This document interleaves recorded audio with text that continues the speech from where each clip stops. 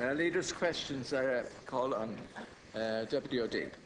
Ceann Comhairle, I want to ask the Tánaiste, I want to request the Tánaiste's help in clearing up a lot of confusion that has now arisen amongst public sector workers in relation to their allowances. The Tánaiste will be aware that on the 19th of September, his Minister for Public Expenditure, who had targeted savings of 75 million and 1,100 allowances, announced that he could only find one allowance for existing workers out of the 1,100 that could be cancelled, and that the savings, instead of being 75 million, would be only 3.5 million. There's a huge gap there, obviously. Now, subsequent to that statement, on the 19th of September, the Tánaiste will be aware that both Impact and ICTU conveyed to the government and to the Minister that there were further possibilities, that he hadn't gone far enough, he should have dug deeper, there was room for consultation, etc., and the Minister indicated that he would undertake such consultation.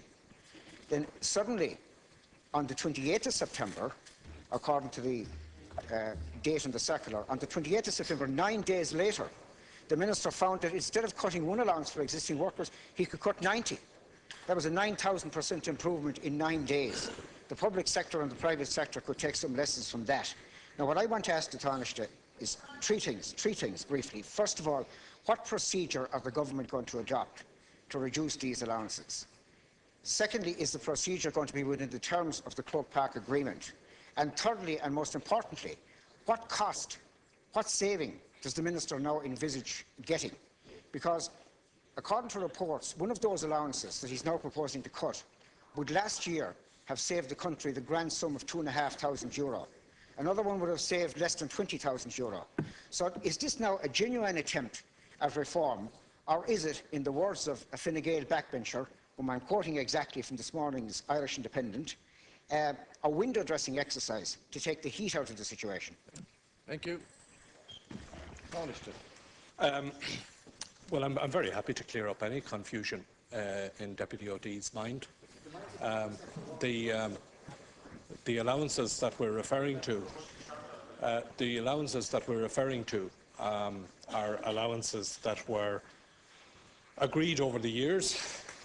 Many of them were agreed during the 14 years when your party was in government, when the style of public service management that was pursued by Fianna Fáil was to throw taxpayers' money at any problem that arose. Now, the position is that Minister Howland conducted an extensive review of allowances across the public sector. It's the first time that that was done. In many cases, these allowances were historically granted in lieu of pay increases and now form part of core pay. Cutting core pay is not compatible with the Croke Park Agreement. But what the Croke Park Agreement has demonstrated is that there is more than one way to reduce the public sector pay bill. By the end of this year, the public sector pay bill will have been reduced by €3.1 billion. As of last March, there were 28,000 fewer public servants than at the peak in 2008, yet frontline services are continuing to be delivered for more people. There are more school children, more hospital patients and more clients of social services. In relation to the three questions that Deputy O'Dea asks, what procedure will be involved? The Minister has asked the individual departments to pursue the elimination of allowances with their respective staffs concerned. There are, I think, 180 allowances that are being discontinued for the future. Departments have been asked to look at existing allowances. The procedures will be that are to be followed are the industrial relations procedures that come within the terms of the Croke Park Agreement, and in respect of savings, as I've said, €3.1 billion in savings has already been achieved using the Croke Park Agreement. Thank you. Deputy O'Dea. I'm sorry, the Minister didn't, or the Tánaiste didn't answer my principal question, which was savings. I mean, the Minister for Public Expenditure set out by saying he was going to save 75 million. He found on the 19th of September that he could only save 3.5 million. Now, obviously, he's found extra allowances, so how much extra saving does the Minister hope to make as a result of these newly identified allowances, which were identified in 9 days? And secondly, I want to ask the Tánaiste very specifically, is the 3,500 per annum allowance, education training allowance, payable to hospital consultants, is that going to be continued? Because I put it to you, Tánaiste, it would be perverse if it did, in view of the fact that the €16.90 per week paid to lowly paid, of an allowance paid to lowly paid paramedics is already within the Minister's sights, even though that has been ruled to be part of core pay.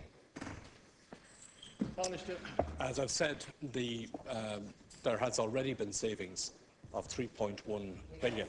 Oh, hold on. 3.1 billion has already been saved on the public service pay bill. For the first time, a government is addressing the issue of allowances in the public service.